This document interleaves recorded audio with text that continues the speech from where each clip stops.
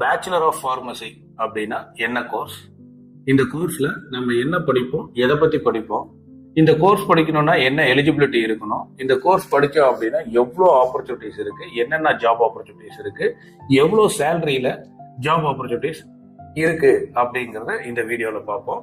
First, so what is mean by bachelor of pharmacy? இந்த bachelor of pharmacy அப்படிங்கிறது B Pharm அப்படின்னு சொல்லுவாங்க. இது தமிழ்நாடு எம்ஜிஆர் யூனிவர்சிட்டி ரன் பண்ற ஒரு பேராமெடிக்கல் கோர்சஸ். ஓகேங்களா? இது பிஃபார்ம் அப்படின்னு சொல்லுவாங்க. இதுல டிப்ளமோ கோர்சஸ் போனோம் அப்படின்னா டிஃபார்ம் அப்படின்னு சொல்லுவாங்க.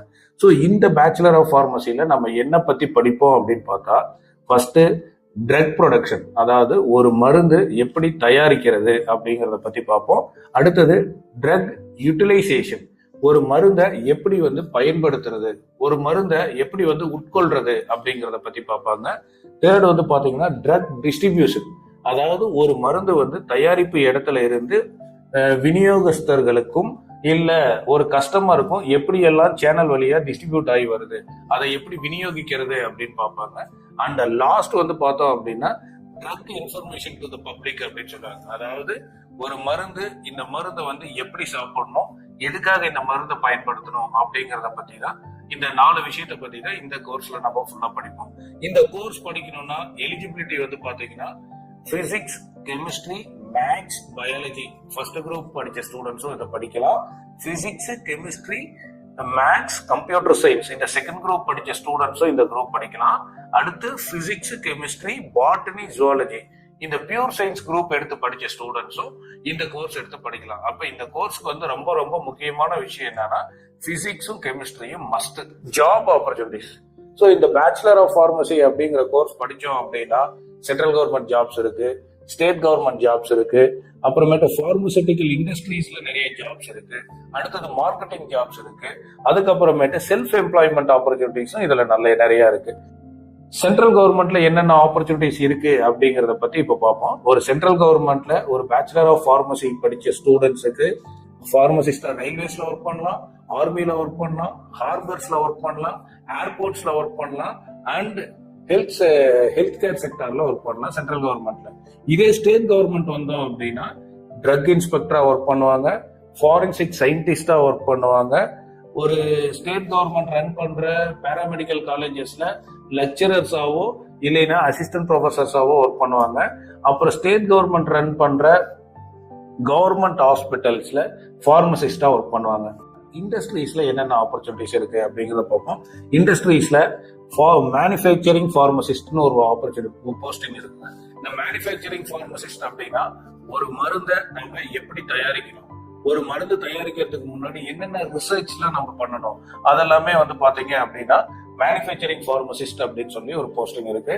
அதே இண்டஸ்ட்ரியில பார்த்தோம் அப்படின்னா drug quality control and quality assurance, ஒரு ட்ரக் எவ்வளவு நாளைக்கு குவாலிட்டியா இருக்கும், அந்த எக்ஸ்பைரி டேட் அதுல செக் பண்றது, அப்புறம் அந்த ட்ரக் பார்த்தோம் அப்படின்னா எவ்வளவு குவாலிட்டியா இருக்கா இல்லையா அப்படின்னு அந்த குவாலிட்டி செக் பண்றது.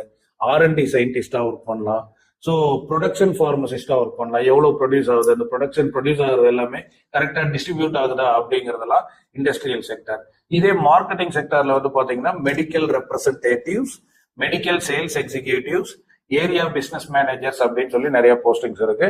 தென் செல்ஃப் எம்ப்ளாய்மெண்ட் அப்படின்னு பார்த்தோம் அப்படின்னா இந்த பேச்சுலர் ஆஃப் ஃபார்மசி அப்படின்னு படிச்ச ஸ்டூடெண்ட்ஸுக்கு ஒரு மெடிக்கல் ஷாப் வைக்கணும் அப்படின்னா diploma pharmacy or bachelor of pharmacy இந்த 2 கோர்ஸ் படிச்ச ஸ்டூடெண்ட்ஸுக்கு மட்டும்தான் ஒரு ஃபார்மசி, ஒரு மெடிக்கல் ஷாப் வைக்கணும் அப்படின்னா லைசன்ஸ் கொடுப்பாங்க.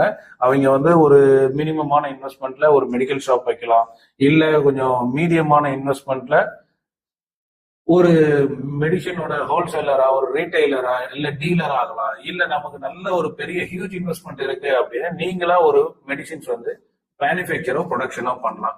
இன்னும் நிறைய ஆப்பர்ச்சுனிட்டிஸ் அப்படின்னு பாத்தீங்கன்னா இப்ப நிறைய பிரைவேட் செல்ஃப் பினான்சிங் காலேஜஸ்ல எல்லாம் லெக்சரராவோ அசிஸ்டன்ட் ப்ரொஃபசர்ஸாவோ போறதுக்கு நிறைய ஆப்பர்ச்சுனிட்டிஸ் இருக்கு. அப்புறம் மெடிக்கல் டிரான்ஸ்கிரிப்ஷனிஸ்ட் அப்படின்ட்டு, ஸோ இந்த மெடிக்கல் கோடிங் அப்படின்னு சொல்லுவாங்க, நிறைய ஐடி கம்பெனிஸ் எல்லாம் இருக்கு, அதெல்லாம் பண்ணுவாங்க. நிறைய ஐடி கம்பெனிஸ்ல ஹெல்த் கேர் ப்ராடக்ட்ஸ் எடுத்து பண்றாங்க, அந்த இடத்துலயும் பேச்சுலர் ஆஃப் ஃபார்மசி இல்ல டிப்ளமோ ஃபார்மசி படிச்ச ஸ்டூடெண்ட்ஸுக்கு நிறைய ஆப்பர்ச்சுனிட்டிஸ் கொடுக்குறாங்க. ஸோ இப்ப பார்த்தோம் அப்படின்னா குறைஞ்சது நான் சொன்னதுல ஒரு 20ல இருந்து 25 போஸ்டிங்ஸே நான் சொல்லியிருக்கேன். வேலை ஆப்பர்ச்சுனிட்டி சொல்ல, வேலைன்னு சொல்லல, 25 போஸ்டிங்ஸ்க்கு நீங்க எலிஜிபிளா இருக்கீங்க. யாரு அப்படின்னா பேச்சுலர் ஆஃப் ஃபார்மசி படிச்ச ஸ்டூடெண்ட்ஸ். அப்போ ஒரு போஸ்டிங்லயும் இப்ப தமிழ்நாட்டிலேயே ஆயிரக்கணக்கான வேகன்சிஸ் இருக்கு. அப்ப நம்ம மொத்தமா பாத்தீங்கன்னா ஒரு வருஷத்துக்கு more than 25 to 30,000 of vacancies are creating in and around Tamil Nadu itself. அப்ப நிறைய ஜாப் ஆப்பர்ச்சுனிட்டிஸ் இருக்கு. நான் சொல்றது ஒன்னே ஒண்ணுதான், இதுல பிராக்டிகல்ஸ் நிறைய இருக்கும். அப்போ ஒரு ஸ்டூடெண்ட்ஸுமே பேச்சுலர் ஆஃப் ஃபார்மசியை படிக்காதீங்க.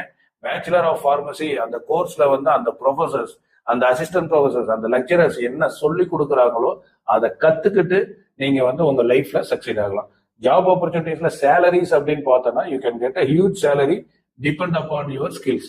இருக்கிறதுலயே வந்து பாத்தீங்கன்னா இதுல வந்து லோயர் டு லோயர் லெவல் ஒரு மெடிக்கல் ரெப்ரஸன்டேட்டிவா நம்ம போனா கூட you can get around 25,000 as a initial salary. அதே R&D டிபார்ட்மெண்ட்லயோ இல்லைன்னா ப்ரொடக்ஷனோ ஒரு இண்டஸ்ட்ரி செக்டர் எல்லாம் போட்டா நான் சொல்லவே தேவையில்ல, மோர் தென் 50,000 or 60,000 you can get as a initial salary after training. Okay, உங்களுக்கு இந்த கோர்ஸோட டீடைல்ஸ்ல வேற ஏதாவது சந்தேகம் இருக்கு, என்னென்ன காலேஜஸ்ல இந்த கோர்சஸ் இருக்கு, எப்படி இந்த கோர்ஸ் அப்ளை பண்ணணும், இல்ல ஏதாவது காலேஜஸ்ல அட்மிஷன் கைடன்ஸ் வேணும் அப்படின்னா உங்களுக்கு ஏதாவது டவுட் இருந்ததுன்னா இந்த ஸ்கிரீன்ல தெரிஞ்சிட்டு இருக்க நம்பருக்கு கால் பண்ணுங்க. நேர்ல கூட வந்து விருப்பம் பார்க்கணும் அப்படின்னா நீங்க நேர்ல வந்து பார்க்கலாம். Okay, thank you so much.